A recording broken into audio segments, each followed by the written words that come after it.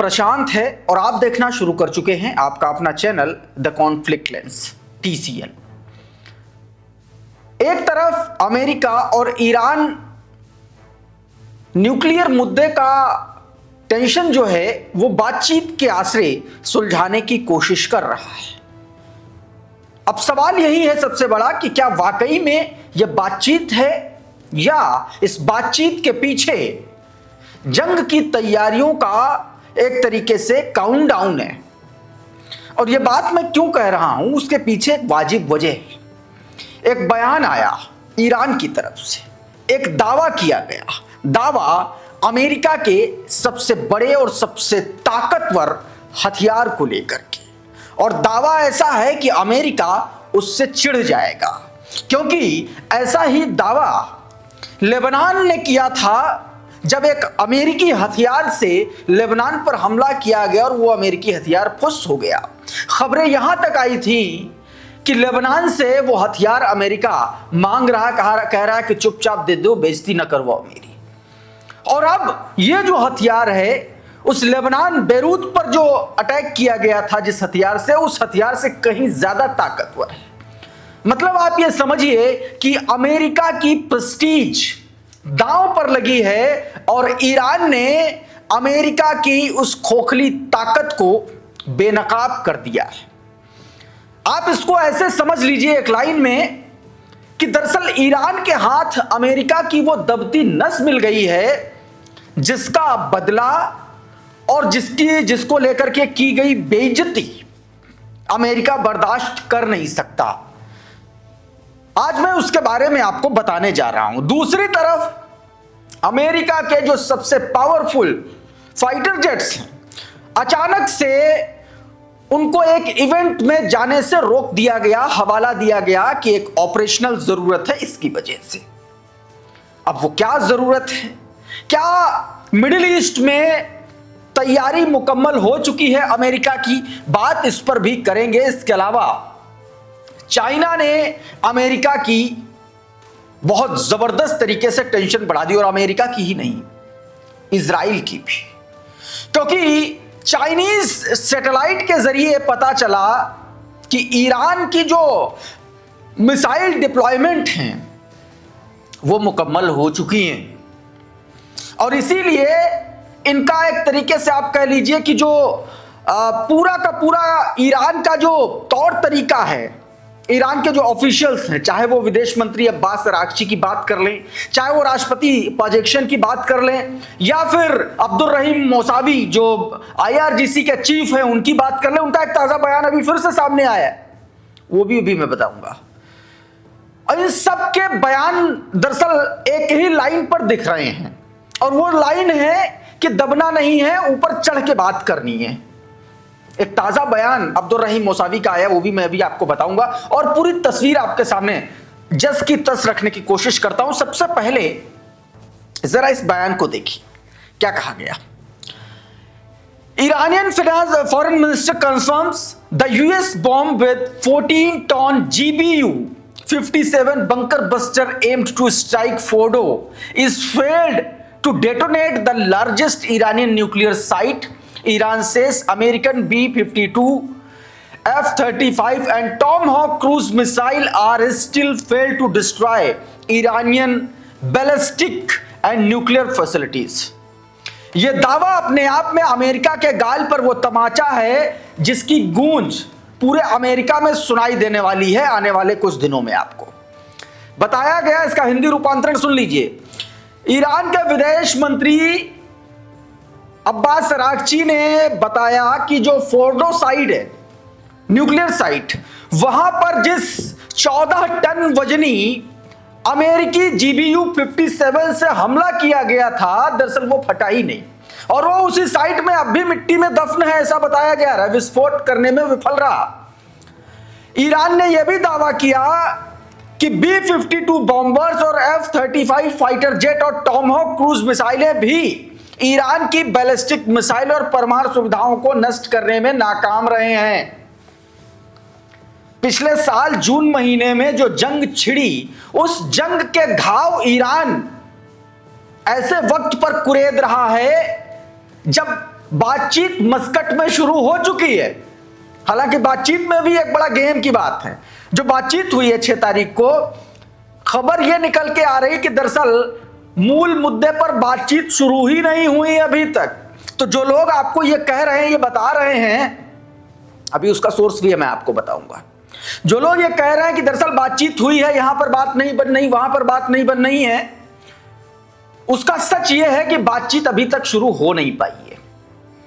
और इसीलिए उसकी बातचीत बहुत लिमिटेड है, सिर्फ न्यूक्लियर के आसपास, न्यूक्लियर फैसिलिटीज के अराउंड, न्यूक्लियर संवर्धन के अराउंड, यूरेनियम के अराउंड ही बातचीत होनी। और उसमें ना तो रेजिस्टेंस फोर्सेस, ना ही मिसाइल का जो निर्माण है वो, ये तमाम सारी चीजें नहीं है इसमें, सिर्फ न्यूक्लियर फैसिलिटीज को लेकर के। अभी मैं उस पर आता हूं। तो ये अपने आप में बात बताता है कि दरअसल ये बड़ा गेम चल रहा है। और गेम इस तरीके का है कि ईरान ने यह भी दावा किया है कि जो GBU-57 बंकर बस्टर जो बॉम्ब है उसका 14 टन वजनी, और वो विस्फोट हुआ नहीं तो रिवर्स इंजीनियरिंग के आसरे ईरान जो है अमेरिका की काट तैयार कर रहा है या कर चुका है, ऐसा भी दावा किया गया।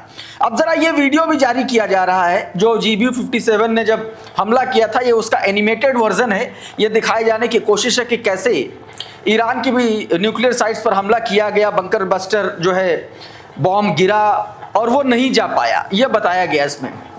सबसे बड़ी बात यह है कि रिवर्स इंजीनियरिंग की बात कही जा रही है। अब जरा ये तस्वीर देखिए, मेगाट्रॉन का ये ट्वीट देखिए, अनएक्सप्लोडेड टॉम हॉक और बंकर बस्टर इन ईरानियन हैंड्स। ये कहा गया कि जो फुस हो चुका बंकर बस्टर है और अमेरिका की जो टॉम हॉक मिसाइल है मिस हुई, वो ईरान के हाथ में। अब ईरान जो है उसके आश्रय रिवर्स इंजीनियरिंग करके उसकी काट तैयार कर रहा है। अमेरिका इस बात से बिलबिलाया हुआ है, आप देखिए जरा इसको थोड़ा सा। ये उसका बंकर बस्टर है GBU-57। GBU-57 है, इसकी लेंथ के बारे में बताया गया 20 फीट 5 इंच, यानी कि 6.2 मीटर की लेंथ है इसकी, 30,000 पाउंड वजनी, 13,608 किलो इसका वेट, लेजर गाइडेड है, रिट्रैक्टेबल गाइडेंस फर्म है। मतलब ये एक तरीके से गाइडेड मिसाइल है और अंदर जा करके फटता है। ये इसके बारे में बताया, इस पर शोध चल रहा है ईरान के भीतर। कहा गया कि रिवर्स इंजीनियरिंग के आश्रय अमेरिका की काट तैयार है ईरान के पास। इस बीच एक और झटका अमेरिका के लिए, जरा आरकेएम टाइम्स की इस खबर को देखिए। Chinese satellites confirm multiple Khorramshahr 4 ballistic missile have been deployed across the region of the country across all region of the country, ये बताया गया। और ये भी बताया गया कि ये जो खोरमशहर 4 मिसाइल है, इसकी ताकत ये है कि महज 13 से 15 मिनट के भीतर ये मिसाइल तेल अवीव और इजराइल के हर इलाके में अंदर घुस करके मार सकती है। यानी कि चाइनीज सैटेलाइट ने इस बात को पुख्ता किया है, आरकेएम टाइम्स ऐसा दावा कर रहा है, इस बात को पुख्ता किया है कि खोरमशहर जो मिसाइल है ईरान की, जो सबसे ताकतवर मिसाइल मानी जाती है, वो पूरे देश में अलग अलग इलाके में, अलग अलग पूरे रीजन में अटैक के लिए तैनात कर दी है ईरान ने। इस बीच अब्दुल रहीम मौसावी का एक बयान सामने आया। क्या बयान आया सामने, जरा इस खबर को देखिए। वॉर सर्फ नाम का ट्विटर हैंडल, उसमें बताया गया कि Iran chief general of staff, we are in the state of full readiness, हम पूरी तरीके से तैयार हैं बतौर army, but we do not want to start a regional war, लेकिन हम क्षेत्रीय महायुद्ध नहीं चाहते हैं। If such a war breaks out, और अगर जंग होती है, responsible for its consequences will lie with the Washington and Tel Aviv. और साफ तौर पर कहा कि ऐसे अगर जंग होती है तो इसकी पूरी की पूरी जिम्मेदारी तेल अवीव और वॉशिंगटन की होगी, अमेरिका की होगी। इसी को लेकर के उमाशंकर सिंह ने ट्वीट किया, देखिए क्या किया। आर्म फोर्सेस के chief of staff major general Mousavi पूरी तरीके से तैयार होने के बावजूद ईरान कोई रीजनल वॉर शुरू करने की उसकी इच्छा नहीं है। कोई भी रीजनल लड़ाई हमलावरों की वजह से होगी, ईरान की वजह से नहीं। आर्म फोर्सेस दुश्मन पर करीब से नजर रख रही हैं। कि ईरान किसी भी उकसावे का जवाब देने के लिए पूरी तरीके से तैयार है, हम अमेरिका के साथ लंबे युद्ध के लिए तैयार हैं, सीधे तौर पर यह कह दिया गया। अगर अमेरिका यह चाहता है कि मदुरै स्टाइल में खामेनेई का एक्सट्रैक्शन करेंगे तो यह नहीं होने वाला है। ईरान कह रहा हम लंबी जंग लड़ेंगे और लंबी तैयारी करके बैठे हैं, इस बार 8-10 दिन 12 दिन में काम खत्म करेंगे नहीं। इसी बीच अमेरिका की तरफ से एक बड़ा डेवलपमेंट सामने आया। ये जो आप अपनी स्क्रीन पर प्लेन देख रहे हैं, ये जो वीडियो देख रहे हैं, ये वीडियो दरअसल जो बताया जा रहा है ये अमेरिका का F-22 रैप्टर फाइटर क्राफ्ट है। ये दोस्तों मैं आपको बताऊं, ये एक इवेंट में इसको शामिल होना था और एंड टाइम पर अमेरिका ने इसके शामिल होने पर पाबंदी लगा दी। अब जरा ये ट्वीट देखिए, इसमें बताया गया मिलिट्री टाइम्स के रिपोर्ट के हवाले से कि अमेरिकी वायुसेना ने सुपर बॉल जो उसका इवेंट होता है, फ्लाईओवर में F-22 रैप्टर फाइटर जेट्स की भागीदारी को आखिरी वक्त पर लास्ट टाइम पे ऑपरेशनल रिक्वायरमेंट का हवाला देकर के रद्द कर दिया। अब इसमें खास बात दोस्तों यह है कि F-22 ये वही रैप्टर जेट्स है जो जून महीने में जिसने फोडो, ईरान की जो न्यूक्लियर साइट है जिस पर परमाणु ठिकाने पर हमला किया था, ऐसा बताया जा रहा है। ऐसे में इस कैंसिलेशन को भी ईरान पर होने वाले संभावित अटैक के नजरिए से भी देखा जा रहा है। एक और डेवलपमेंट है, अमेरिका ने सीरिया का अपना जो बेस था उसका अल शदादी, वहां वो खाली करके अब उसका जो इक्विपमेंट्स है, उसका जो साजो सामान है, वो सारा इराक की तरफ भेजना शुरू किया है। ये उसकी तस्वीरें देखिए जरा, साइड में आप इसकी फोटो देख रहे हैं और दूसरी साइड में आप देखिए जरा, ये इसका वीडियो है। ये सीरिया की तरफ से अमेरिका की जो घेरेबंदी है वो ईरान के और करीब आने की कोशिश के तौर पर ये बताया और दर्शाया और दिखाने की कोशिश की जा रही है। वॉरफेयर एनालिसिस ने ये तस्वीर और ये वीडियो जारी किया और लिखा, The US is evacuating its American base in Al-Shadadi, Syria, transferring equipments towards Iran. Iran की तरफ अब वो ट्रांसफर कर रहा है। इस बीच अब्बास अरागची के 2-3 बयान सामने आए। उन्होंने क्या कुछ कहा मैं आपको बता देता हूं। ये अब्बास अरागची के बयान है, उन्होंने अलग अलग उस पर दिए। देखिए, मैंने आपको इससे पहले वीडियो में कल बताया था कि जो पर्शियन गल्फ में जो अमेरिका का यूएसएस अब्राहम लिंकन तैनात है, वहां पर जेरेड कुशनर, स्टीव विटकॉफ और इसके अलावा जो सेटकॉम के कमांडर हैं एडमिरल ब्रैड कूपर, ये तीनों लोग वहां पर देखे गए थे। और ये उसकी तस्वीरें भी आप देखिए, ये उसी की तस्वीरें हैं।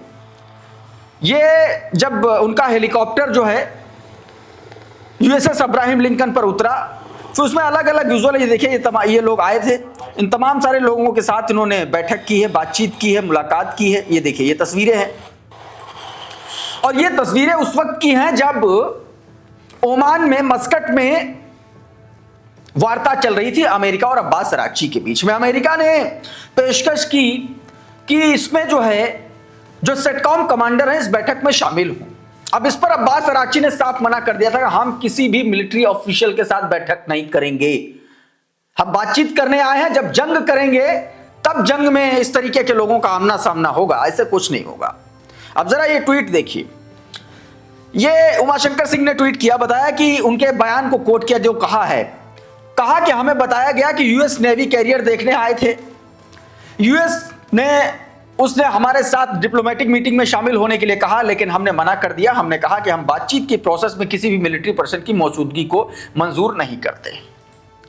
अब्बास अरागची के कुछ और बहुत इंपॉर्टेंट बयान है जो आपको समझना चाहिए कि दरअसल जो ये बातचीत है ये क्यों फेल होने जा रही है। ये अब्बास अरागची के बयान से निकल के सामने आया। अब्बास अरागची ने देखिए क्या कहा, उमाशंकर सिंह ने इसको भी डिकोड किया। कहा कि डिप्लोमेसी ईरान के न्यूक्लियर प्रोग्राम पर चिंताओं को साफ कर सकती है डिप्लोमेसी के जरिए।